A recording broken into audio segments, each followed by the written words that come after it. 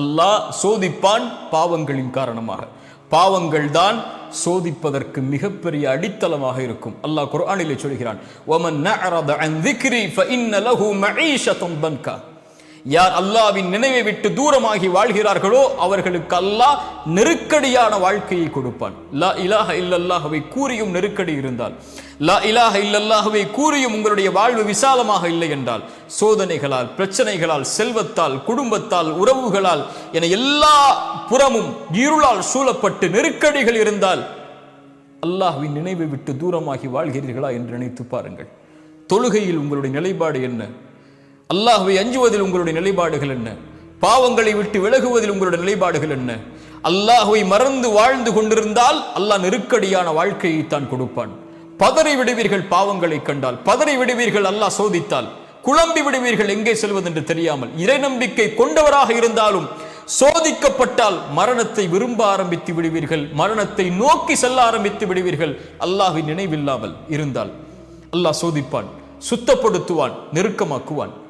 மூன்றாவது அல்லாஹ் சோதிப்பதுடைய அடிப்படை அல்லாஹ் அந்தஸ்துகளை உயர்த்துவதற்காக. தூதர் முன்பின் பாவங்கள் மன்னிக்கப்பட்டவர்கள், ஆனால் அல்லாஹ் அவர்களை ஆரம்பம் முதல் இறுதி வரை சோதித்தான், மரணம் வரை சோதித்தான். ஏன்? அவர்களுடைய அந்தஸ்தை அல்லாஹ் உயர்த்துவதற்காக. சோதனைகளை கொடுத்து கொடுத்து கொடுத்து ஒரு முஃமினை அல்லாஹ் பலப்படுத்தி பலப்படுத்தி பலப்படுத்தி பொறுமையின் கூலியை கொடுத்து, பொருத்தத்தின் கூலியை கொடுத்து அல்லாஹ் அவனை நெருக்கமாக்கி கொண்டே வருவான், அந்தஸ்துகளை உயர்த்தி கொண்டே வருவான். அந்த அந்தஸ்தை அல்லாஹ் ரப்புல் ஆலமீன் நாளை மறுமையில் வெளிப்படுத்துவான். அவர்களுக்கு இந்த சோதனைகளை மறுமையில் இருந்து பார்க்கும்போது அவர்களுக்கு அதுவெல்லாம் ஒன்றும் தெரியாமல் ஆகிவிடும். சொர்க்கத்தை அல்லாஹ் ஒரு மனிதனுக்கு ஒரு முறை காட்டுவான். அவன் வாழ்நாள் முழுக்க சோதிக்கப்பட்டவன்.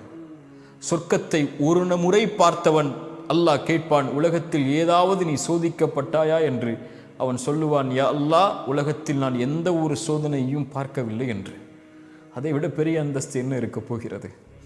அல்லாஹ் ரப்புல் ஆலமீன் இந்த மூன்றின் காரணமாகத்தான் இறை நம்பிக்கை கொண்டவர்களை சோதிப்பான். ஏன்? இறை நம்பிக்கை கொண்டவர்களை அல்லாஹ் விரும்புகிறான்.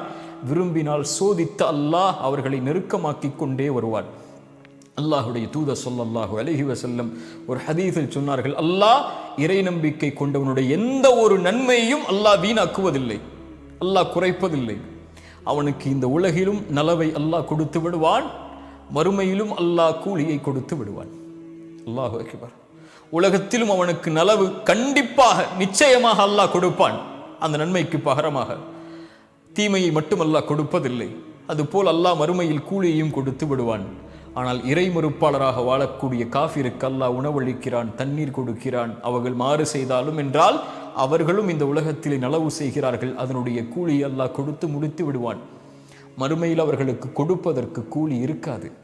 ஆனால் ஒரு முஃமினுக்கு மறுமையில் கூலி கொடுப்பதற்கு ஒரு வார்த்தை போதும், லா இலாஹ இல்லல்லாஹ்.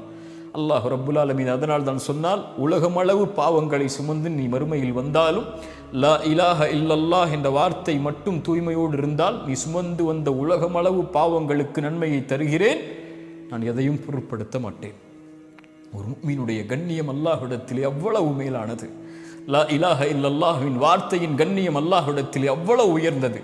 அதனால் தான் அல்லாஹுடைய தூதர் ஸல்லல்லாஹு அலைஹி வஸல்லம் அவர்கள் சொன்னார்கள், யாரை அல்லாஹ் நேசிக்கிறானோ அவர்களை அல்லாஹ் சோதிப்பான், அல்லாஹ் சோதிப்பான்.